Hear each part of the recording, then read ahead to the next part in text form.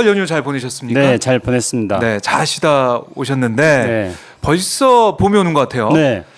설 명절 끝난 지 얼마나 됐다고 바로 봄이 오는데 물론 내일 또 추워진다고는 하지만 네. 오늘 날씨만 보면은 금방에도 꽃이 필 것 같습니다. 그렇습니다. 이미 남도에서는 그래요? 봄이 다 피었습니다. 봄꽃이 다 피었습니다. 벌써요? 네, 벚꽃도 피고요. 그래요? 그리고 겹이 여러 개 있는 네. 매화를 만첩 홍매화라고 하지 않습니까? 네, 네. 이미 이제 홍매도 피었고요. 남도에서 지금 봄 소식, 꽃 소식이 들려오고 있습니다. 제가 그 설 명절도 직전에 다른 일정이 있어가지고 네. 지리산 근처를 다녀왔습니다. 어. 구례에. 근데 지리산 그 정상에는 이미 하얀 눈이 아직도 녹지 않고 덮여 있었습니다. 네. 그런데 그 지리산 아래 논밭에는 네. 이미 봄 기운이 자라고 있다는 것을 제가 온몸으로 피부로 느꼈습니다. 그래요. 네. 뭐 따뜻해지면 좋긴 한데 네. 이렇게 이상 기온이 되면 네. 계절 구분이 잘 없어지니까 좀 답답한 생각도 드는데 그렇긴 합니다. 봄 얘기하니까 이제 한동훈 위원장 현재 저희가 얘기를 좀 했었잖아요. 네, 예. 목련이 네. 필 때 이제 김포가 서울 될 수 있다. 그래서 지금 이제 개화 시기가 빨라지고 있다는 거 아닙니까? 올해 지금 현재 날씨가 따뜻해가지고. 맞아요. 그러면 이제 목련이 빨리 필 텐데 한동훈 장관 아니죠 이제 한동훈 위원장. 네. 뭐 한동훈 위원장은 민주당 원내대표도 뭐 씨라고 그러던데요. 전 한동훈 씨라고 한번 해볼까요? 예. 한동훈 위원장이 봄에 목련이 피면은 네. 김포가 서울이 된다 그랬는데 큰일 났습니다. 지금 봄은 이렇게 지금 빨라지고 있고 네. 꽃은 지금 빨리 필 텐데 김포가 서울 가능성은 완전 제로거든요. 네. 참 그러다 보니까 봄이 오는 걸 반겨하지 않을 수도 있겠다 이런 생각이 들 정도인데. 그럼 뭐 요즘 이제 오늘 또 조금 이따 말씀드려보겠고 지난번에도 우리 박종훈 기자님이랑 이야기 많이 했습니다만은 목련이 피면은 김포가 서울이 되는 게 아니라 네. 목련이 피면은 저희들의 바람은 한반도에 남녘에서부터 올라오는 꽃 소식이 북녘으로까지 밀고 가가지고 뭔가 한반도에 그런 화해와 평화의 분위기가 싹 텄으면 좋겠다. 우리는 이런 바람을 가지고 있지 않습니까? 그런데 요즘 보면은 봄이 오면은 한반도에 뭐 목련이 피면은 뭐 김포가 서울이 되기는커녕 네. 한반도의 전체가 꽃소식으로 물리기는커녕 한반도에 화양 냄새가 자욱해질 가능성이 있을 것 같고 걱정스럽습니다. 그래서 제가 딱 생각나는 게 있어요. 예. 제가 이제 신동엽 시인의 보문이라는 시입니다. 시까지 준비하셨어요? 네, 제가 이제 좋아하는 시인데 평소에는 잘 외웠는데 오늘은 떨려가지고 방송이니까. 외울 줄 모르겠습니다. 예. 신동엽 시인의 보문이라 저희 뗐군요. 봄은 남해에서도 북녘에서도 오지 않는다. 네. 너그럽고 이걸 보고 말씀해 빛나는 주시죠. 예, 마이크 때문에. 봄의 그 눈짓은 제주에서 도망까지 우리가 디딘 아름다운 논밭에서 엄튼다. 자, 너무 좋은 시지 않습니까? 네. 시청자 여러분, 이 물리적으로 계절적인 봄은 지금 남쪽에서 꽃 소식을 통해서 서울로 오고 있고 그다음에 이제 북상을 할 것입니다. 그렇지만은 은유적으로 중의적으로 이 말하는 너그럽고 빛나는 네. 봄의 그 눈짓, 우리 국민들의 마음속에서 피어나는 그 봄의 너그러운 눈짓은 우리가 바다를 내딛고 있는 이 아름다운 논밭에서 움틉니다. 이 아름다운 논밭이라는 것은 바로 우리가 바다를 내딛고 있는 것이고 그것은 바로 4월 총선을 의미하는 것입니다. 그래서 우리는 4월 총선에서 밭갈이를 잘 해야지 그 봄에 그 너그럽고 빛나는 우리에게 행복과 일상의 행복과 우리에게 평화를 안겨다 줄 그 봄이 싹트게 될 것이다. 그렇게 생각합니다. 그래서 이 시를 생각하면서 네. 화약 냄새 나는 봄이 아니라 정말로 그 아름답고 빛나는 그 봄의 눈짓이 우리가 딛고 있는 이 논밭에 싹 트는 것을 우리가 기원하면서 봄맞이를 해야 됩니다. 그래요. 이 시를 또 통해서 지금 우리한테 필요한 이 평화 네. 또 봄의 기운을 우리가 이제 만들어내야 된다 이렇게 얘기를 하셨는데 그래요. 이제 총선이 한 2달도 채 안 남았으니까 네. 총선 결과에 따라서 남북 이 관계 봄이 올지 아니면은 또 겨울이 계절이 바뀜에도 불구하고 꽃이 핌에도 불구하고 계속 이어질지 좀 봐야 될 것 같은데 현재까지로는 겨울이 계속되는 거 아닌가? 더 혹독한 계절이 오는 게 아니냐? 정말로 그 우리 지금 현재 우리가 살고 있는 이 현실은 21세기판 겨울 공화국입니다. 우리가 정말 그 숨막히는 그런 어떤 겨울 왕국이라고 할까요? 겨울 왕국. 네. 21세기판 겨울 왕국입니다. 애니메이션 제가. 생각도 좀 하면서. 예. 그래 이제 뭐 어떤 팍하면은 그 시민의 일상의 자유라는 게 굉장히 있고 팍하면은 뭐 압수수색이라든가 이런 네. 것들 때문에 시민의 일상의 생활이 위축되고 있지 않습니까? 저는 이렇게 우리 시민의 일상의 생활이 위축되고 있고 네. 뿐만 뿐만 아니라 우리가 이번에 설을 지내면서도 가장 많이 느낀 게 뭐였습니까? 그거는 물론 이제 우리 박정희 기자님 마찬가지입니다. 사과값이 너무 비쌌어요. 그러니까 사과값. 그다음에 대파 한 단에 도대체 얼마인지 6천 7천 원 막 그러더라고요. 우리 동네에서. 그리고 이제 물론 이제 또 우리가 그 아시안컵 축구 때문에 또 우리가 흥분하기도 했지만은 네. 그러나 우리 서민들이 가장 많이 했던 것들은 물가를 피부로 체험하는 거였습니다. 그러니까 우리 일상의 어떤 평화가 흔들리고 있는 것입니다. 일상에서 우리가 누리고 네. 즐겨야 될 우리의 어떤 행복이 깨지고 있는 것입니다. 그런 그러게요. 것들은 크게 본다면은 이제 우리 현재 상황이 바로 겨울 왕국 네. 동토가 지금 계속 되고 있다는 21세기판 겨울왕국, 21세기판 동토가 지금 이 땅에서 계속 유지되고 네. 있다는 것입니다. 그래요. 언제쯤 봄이 올 수 있을지. 네. 우리가 만들어가야 되는 네. 봄이다. 예, 우리가 디딘 아름다운 논밭에서 봄은 싹틀 것입니다. 그래서 우리가 바로 이 아름다운 논밭에서 밭가리를 농가리를 어떻게 잘하느냐 여기 따라서 이제 그 봄에 너그럽고 빛나는 네. 눈짓이 우리 그 디딘 밭에서 자라날 거라고 저는 생각하고 그럴 수 있을 거라고 믿습니다. 네. 애그랑님이 댓글 달아주셨는데 대파 한 단에 10,000원이다 이런 말씀하셨네요. 그렇구나. 야, 예. 너무 비싸네요. 그러니까요. 그래요. 이 비싼 농수산물, 그러니까 민생이 제일이고 네. 우리 경제가 제일 중요하다 이런 그럼요. 생각을 다시 한번 하게 되고요. 이 민생 문제를 어떻게 해결할 것이냐, 그거 뭐 각 정당이 총선 앞두고 여러 가지 정책이나 공약을 내놓고 있지만 손에 잡히는 눈에 보이는 그런 정책과 미래 비전을 좀 내놔야 된다. 그걸 판단할 것 같아요. 예. 국민들이 볼 때. 그러니까 이제 그 문제에 대해서 또 많은 전문가들이 또 오마이 TV에서 네. 또 계속 이야기를 하고 있는 걸 알고 있습니다. 하지만 이제 저 같은 경우는 또 우리 남북 관계라든가 동아시아 평화라든가 이런 국제 관계 이런 것 속에서도 지금 한반도가 불안하면은 자꾸 뭐 전쟁난다 이런 이야기가 네. 외국에서 나오고 그러면 외국인 투자자들이 그렇죠. 다 빠져나와야 되고 그러기 경제와 때문에 연관이 돼 그렇죠. 있어요. 그게 다 경제와 연관이 되어 있고 네. 우리 서민들의 삶 물가와 다 연결이 돼 있는 것입니다. 그렇기 때문에 이제 제가 이런 거짓 담론을 가지고 정말 국제 정치가 더 한반도 평화가 돼야 된다는 이야기를 하는 것은 네. 궁극적으로는 우리 국민들, 우리 서민들의 맞아요. 일상 속에서 그 어떤 서민들의 삶을 어떻게 하면 조금 더 물가 걱정 같은 거 없이 풍요롭게 살 수 있을 것인가 그런 것들을 위해서 우리가 한반도 평화라든가 국제 정세 이런 거에 대해서 지금 이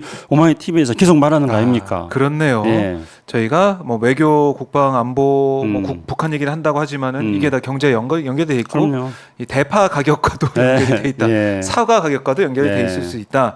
그래요, 그렇습니다. 경제 연결이 돼 있는 김창수 전 처장의 방송 오늘 진행을 해볼 텐데요. 그런데 상황이 녹록치가 않습니다. 오늘도 뭐 이 북한의 도발 소식이 있고 순항 미사일 여러 발을 동해상으로 발사했다.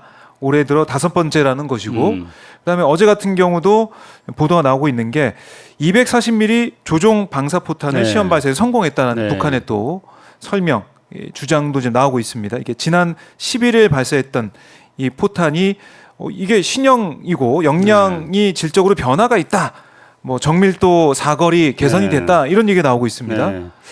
그래서 이제 전번부터 우리가 북한이 계속 도발하는 그 이유 배경에 대해서 좀 말씀드리지 않습니까? 네. 그런데 최근에 북한의 도발 양상이 약간 조금 이렇게 특이하게 나타나는 점이 있습니다. 특이하다. 네, 그거는 이제 이런 그 대포들, 대구경포 네. 이런 것들에 대한 어떤 기술 향상과 어떤 실험 같은 것들을 하고 있고 그다음에 순항 미사일, 크루즈 미사일이라고 하죠. 이 크루즈 미사일에 대한 실험들이 빈도수가 훨씬 높아졌습니다. 그러니까 맞아요. 과거에는 탄도 미사일 이렇게 탄도로 해가지고 장거리로 날아가는 네, 뭐 포물선을 500km 그리는. 그렇죠. 포물선을 그리면서 500km에서 이제 장거리 미사일 같은 경우는 ICBM이라고 그러죠. 12,000km 미국 본토까지 날아가는 그러니까 이런 어떤 그 다양한 종류의 북한이 네. 탄도 미사일 실험들을 몇 년 전까지만 해도 집중적으로 했습니다.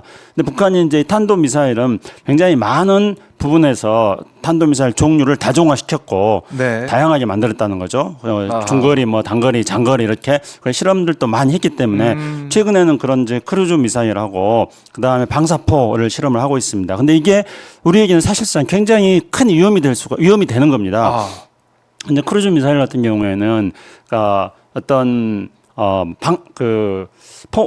보통 이제 우리가 ICBM이라든가 이런 어떤 탄도 미사일 같은 네. 경우는 그 포물선을 그리면서 이렇게 날아가는 걸 한다면은 그 힘에 의해서 날아가는 추진력에 의해서 날아가는 걸 한다면은 이제 크루즈 미사일 같은 경우는 엔진을 달아가지고 저공으로 나는 거거든요. 네. 그래서 이거는 뭐 한 1,000km 정도 되는 거고 위력은 탄도 미사일에 비해서 파괴력이라든가 이런 건 훨씬 작습니다. 그렇지만 이거는 훨씬 더 원하는 부분에 정교하게 목표를 타격할 수 있다는 것입니다. 그렇기 때문에 이거는 이제 일단은 한반도가 그 사전 거래 안에 다 들어간다는 것이고요. 그리고 이제 유사시에 주한미군 증원군이라든가 뭐 이런 데를 위협할 수 있는 게 되는 겁니다. 근데 또 최근에 이제 방금 우리 박종희 기자님 말씀하셨던 것처럼 북한이 240mm 네. 방사포 대구경포인데 240mm 포에 대해서 무슨 북한 말로는 뭐 조종 기능을 뭐 강화했다 이렇게 말하고 있습니다. 네. 조종 방사포탄이라고 얘기하더라고요. 그러니까 이제 이게 방사포탄이라는 거는 네. 우리식으로 말하면은 이제 다연장 로켓이고요. 우리가 옛날에 뭐 조선시대 때 보면은 신기전이라고 있지 않습니까? 예. 그러니까 그 화살 같이 동시에 막 여러 발 날아가는 거, 맞아요. 예, 이런 것들을 말하는 겁니다. 그래서 이제 다연장 로켓이라고 우리는 보통 말하는데 그거를 북한에서는 방사포라고 그럽니다. 그래서 북한의 방사포는 이제 240mm가 주고 그다음에 이제 뭐 120mm 정도도 있습니다.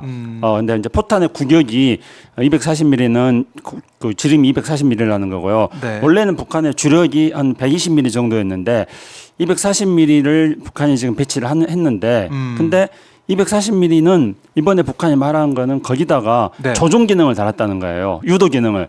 그러니까 이게 이제 240mm 방사포의 최대 단점은 뭐냐면은 네. 크루즈 미사일이나 또는 탄도 미사일처럼 정밀한 유도 기능이 없어가지고 그래서 정확한 목표물을 타겟하지 못합니다. 네. 그렇기 때문에 이거는 그냥 어떤 특정한 지역을 무차별적으로 폭격해 버리는 거죠. 그래서 신기전 같은 경우도 우리가 생각해 보면 말씀 여러 발이 막 동시에 날아가지 않습니까? 그렇죠. 네, 그래서 이제 200mm 같은 경우는 발사대가 24개가 있습니다. 그러니까 24개의 포탄이 네. 동시에 날아가는 거예요.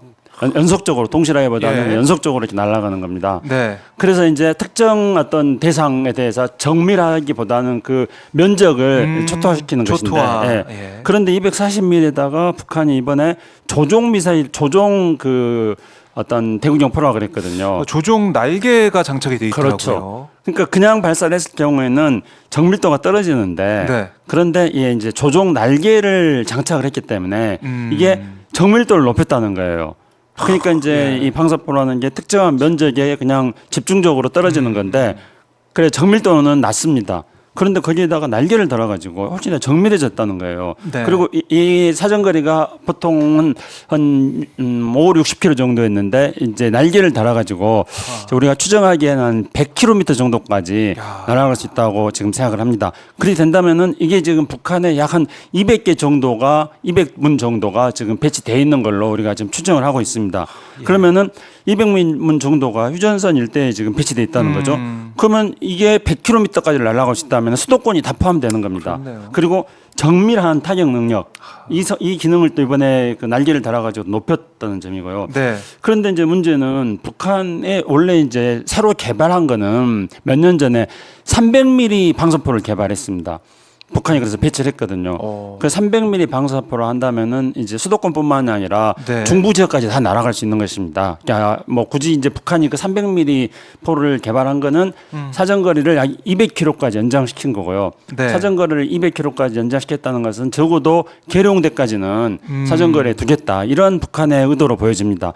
그러면 북한이 가지고 있는 기존에 있었던 300mm 포 그리고 네. 이제 조금 낙후됐던 240mm를 성능을 개량해 가지고 날개를 달아서 이게 정확도를 더 높였다는 게 있고요. 네. 그다음에 기존에 또 북한이 이제 170mm 포 이거는 방사포는 아니고 이렇게 곡사포인데 170mm 포가 있습니다. 이거는 사정거리 약 한 뭐 50km 정도 되는 건데요.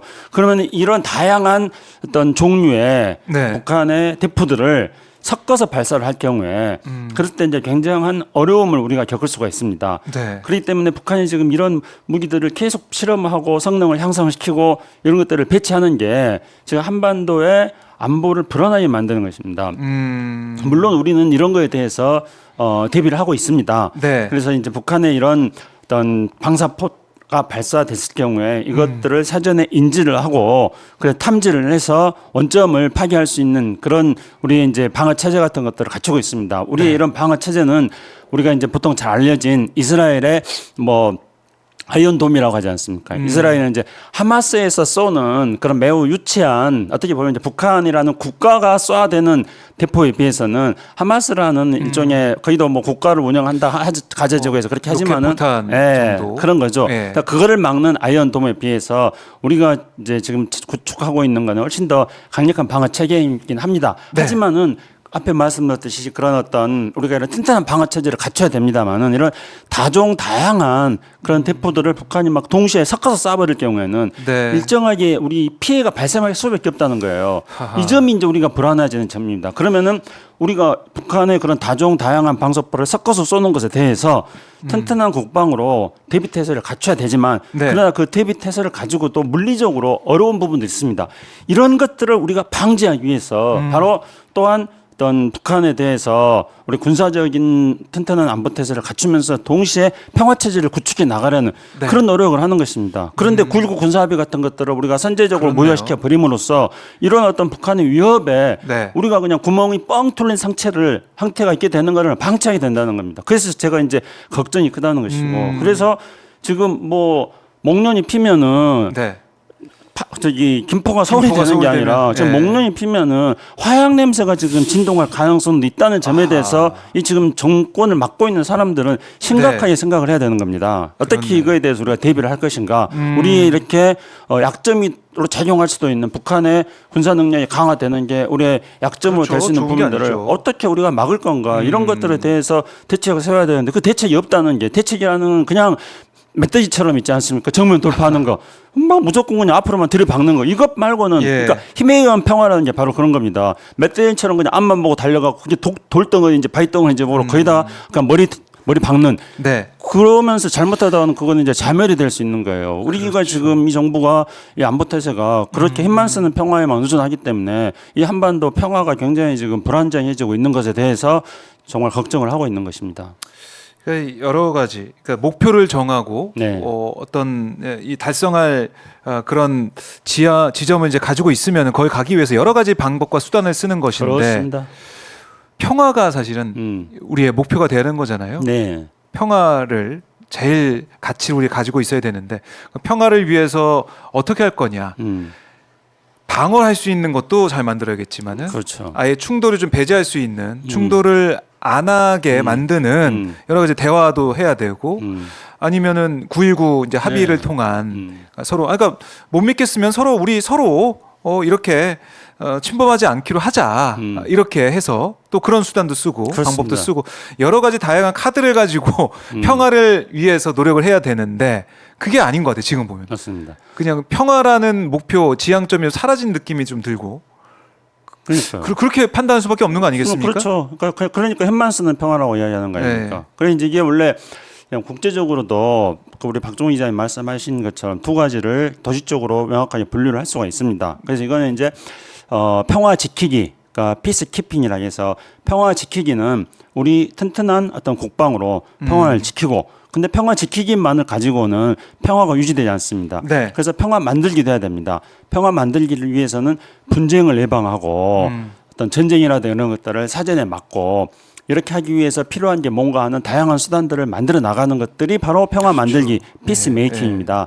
이거는 그냥 뭐 누구나 국제 정치에서도 다 이야기됐던 겁니다. 예를 들어서 우리나라 전 세계적으로 특히 이제 미국에서 냉전 시대 때 그 보수주의의 상징이라고 하는 레이건 대통령조차도 네. 소련하고 맞서면서 레이건 대통령조차도 소련이 미국이 소련을 공격할지도 모른다는 그런 위협과 불안을 가지고 있는 것들을 미국이 먼저 해소를 해줘야지 소련으로부터 오는 위협을 막을 수 있다. 그러니까 이게 바로 이제 피스 메이킹인 거죠. 그렇게 해서 미국의 보수주의 상징이라고 하는 네. 레이건 대통령조차도 피스키핑 군사력 강화 이것만 한 게 아니라 피스 메이킹이라 해가지고 위협을 사전에 막는 노력을 했습니다. 그런 것들을 했기 때문에 냉전 시대를 이제 그 이후에 그 아버지 부시 시대가 돼가지고 냉전이 네. 이제 끝나는 그 반향으로 이제 갈 수가 있었습니다. 그런데 박종희 기자님 말씀대로 지금 우리 정부는 그런 어떤 피스 메이킹이라는 거는 전혀 없습니다. 오로지 지금 힘만 쓰는 평화만 하고 있고요. 그래서 힘만 쓰는 평화를 할 때 제가 가장 불안한 거는 우리 지금 물가가 오르고 있고 서민생활 불안정하지 않습니까? 그리고 우리는 지금 가장 우리 많은 국민들이 가장 바라는 건 뭐였습니까? 내가 내 일상의 평화, 내 가족들과 행복하게 지내고 그리고 내 친구들과 다정하게 지내고 그리고 명절이면은 고향 내려가 가지고 부모님들께 인사도 드리고 그것도 못 만났던 친구들도 만나고 음식도 나눠 먹고 네. 이렇게 지내는 우리 그 일상의 평화가 얼마나 소중합니까? 그럼요. 그 일상의 평화가 깨지게 된다는 것입니다.